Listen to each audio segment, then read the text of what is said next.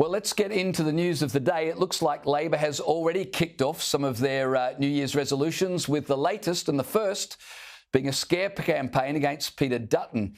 Jim Chalmers is reportedly heralding the way for a new Mediscare campaign, accusing Dutton of undermining the National Health Insurance Scheme and pushing down wages. And can you believe it? He's threatening that Dutton will raise electricity prices, as if the government has any grounds to talk about that. To unpack this and more, let's bring in my panel, history lecturer and author Stephen Shavura and the Spectator contributor Terry Barnes. Welcome to you both. Terry, let's start with you. Another year, another Mediscare campaign. We've been here before, haven't we? Well, we have, and I have. I mean, I'm the original $7 GP co-payment guy from 2013-14, so it's all my fault. Blame me. Everybody else does.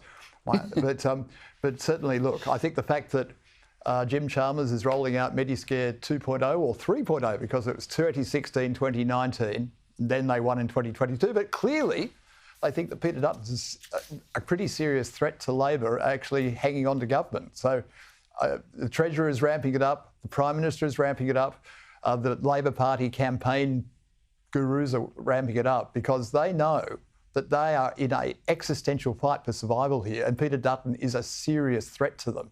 And so they're going to throw the kitchen sink, not just the personal abuse that the Victorian Labor Party has tried, but anything that he's been associated with. And he was a former health minister in 2014. So it's all his fault. No, don't blame Peter, blame me. So take it out on me, guys in the Labor Party. Take it out on me, Prime Minister. Just leave Peter Dutton alone, because bear in mind that when it comes to health issues and health reform, because of what happened in 2014, the Coalition has been spooked about reform ever since. And they love bulk billing just as much as Labor does. So there's going to be no change. So that's a really false scare campaign, just ramping up yet again. Yeah, well, I agree with your analysis. I think the polls are showing that Peter Dutton is definitely in with a chance when no one gave him any chance just a couple of years ago. Scare campaign, silly memes regarding nuclear power. We'll talk about the personal attack on Dutton in just a moment. But, Stephen, they can attack Dutton as much as they like. The fact is the economy speaks for itself, doesn't it? They've failed to curb the cost of living. Inflation is still too high. Chalmers is urging the public to be optimistic, as if that's the best they've got. Grocery bills don't lie, power bills don't lie. I know, and I'm half expecting that Jim Chalmers' next move is going to be to ask us to join him in singing "Always Look on the Bright Side of Life," because they are getting desperate now. The fact of the matter is that interest rates since Labor got in have risen 12 times. Productivity is down, and the national GDP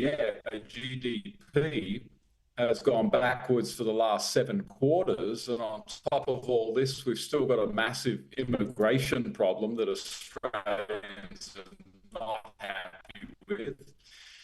We've got a Labor Party still recklessly pursuing net zero, which is going to be at the cost of our coal, that the Labor Party seems to absolutely no plan to grow the economy. All they ever do is pretend to be Santa Claus, saying that they've got a whole bunch of new handouts for everyone, but there is absolutely no plan on how any of this is going to be paid for. And the rise in support for them is among younger mortgage holders up to the age of about 34, because they're the ones really feeling these interest rate rises. And I think Liberal are going to make government at the next election because of this.